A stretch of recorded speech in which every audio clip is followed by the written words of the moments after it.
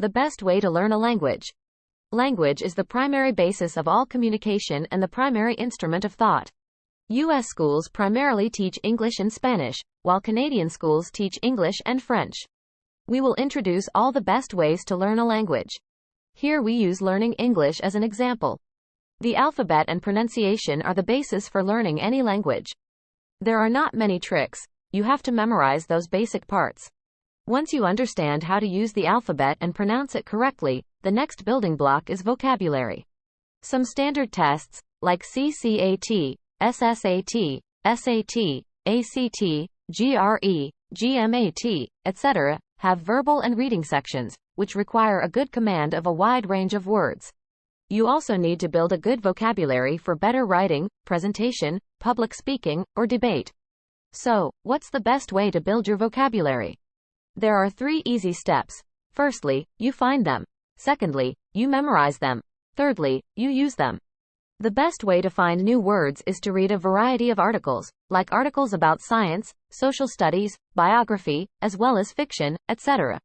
You can also find some popular words in the above-mentioned tests, like SSAT verbal or reading sections. When you find new words, just write them down and find out the meaning and how to use them.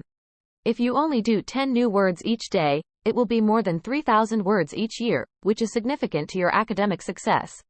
That's the power of habits and consistency. To best memorize words, you need to understand the components of a word.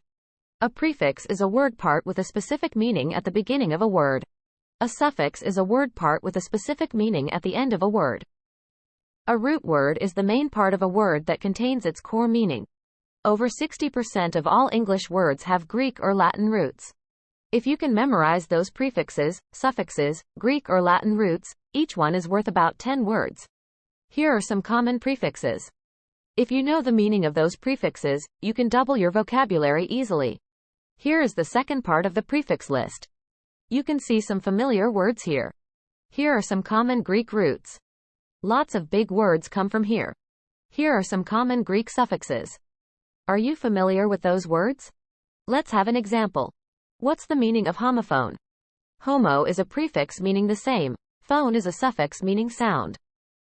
So, it's very easy to memorize homophone, which means a word that is pronounced the same as another word but differs in meaning. Memorizing different words is a creative process and it can be fun as well. Here are some examples of how to best memorize a word. You can find your own creative ways to memorize any words. To best use words, you can make sentences and write articles by using those words. There are also lots of words that you can find consistently showing up in different reading materials. Each time you use those words, you memorize them better. If you don't use those words often, you may forget them easily. Once you have built a good vocabulary, you can expand your reading into more books, articles, and other reading materials. Now you need to understand some key skills for reading. This is also a key skill for learning. While reading any article, you need to have a big picture in mind.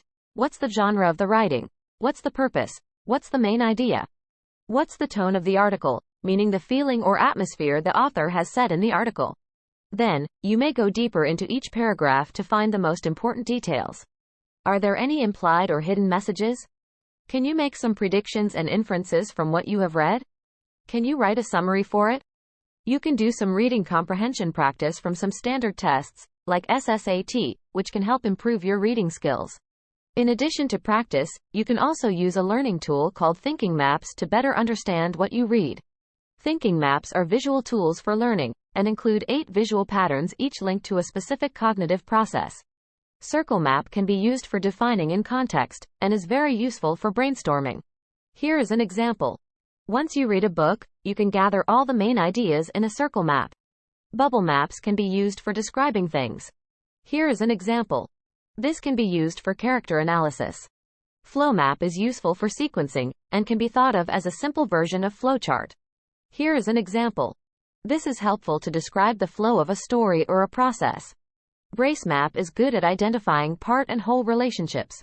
Here is an example. This can be useful to analyze a scientific object. Tree maps can be used for classifying and grouping.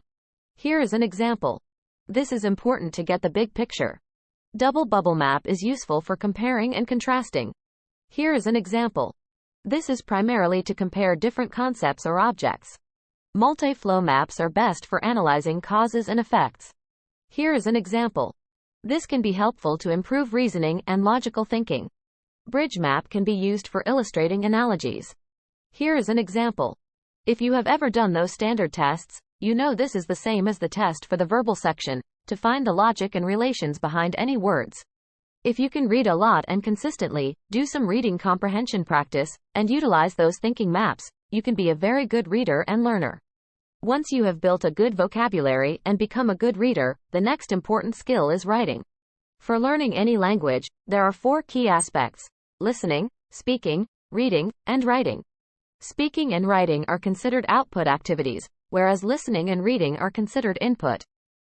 Speaking and writing are especially important to both academic and career advancements. Here are some basic writing practices for a story, like setting, character building, plot, dialogue, and theme. If you can understand and follow those simple techniques, you can write a better story. Here are some basic writing practices for an essay, like defining your argument, using evidence and reasoning, organizing in a structured way, and citing sources. If you can understand and follow those simple techniques, you can write a better essay.